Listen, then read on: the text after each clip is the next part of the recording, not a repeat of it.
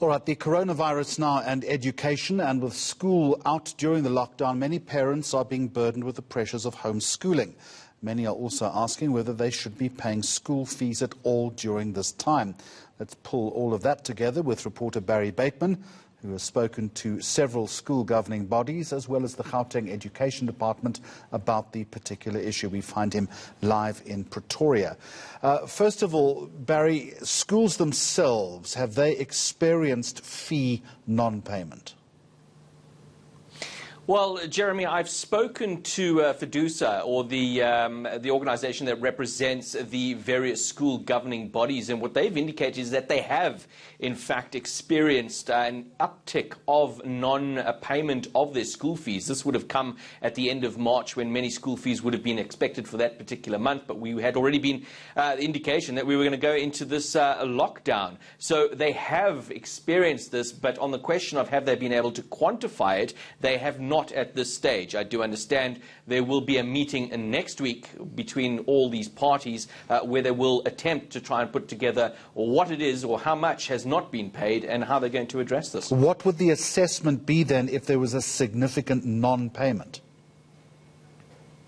Well, the concern is, and I just want to put this into the numbers of where it could affect people, this particularly relates or would affect those teachers who are paid by school governing bodies that are not paid from the subsidy or the payment that comes from the departments of education. So we're looking at anything between 100 to 150,000 educators, as well as some non-educated educator staff that would be affected by this.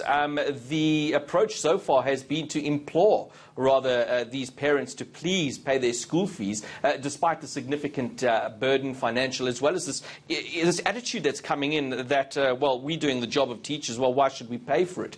The Education Department National says they haven't quite got to an issue of putting in place contingency plans to support the schools. It is more to implore the parents to pay. But in the event that parents are unable to pay, Jeremy, there is the mechanism that where parents can apply for an exemption.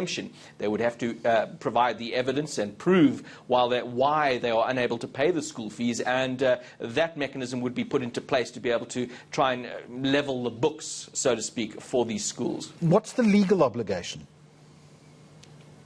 Well, there's a very clear legal obligation. The way it was explained to me by the SGBs is that it's like a tax. You don't have an obligation. If your child is going to a school, you have to pay this fee. If you're not exempted through the process that I just mentioned a short while ago, you are then legally obliged to pay. And if you don't, you could then be subjected to legal action to try and recover those particular costs.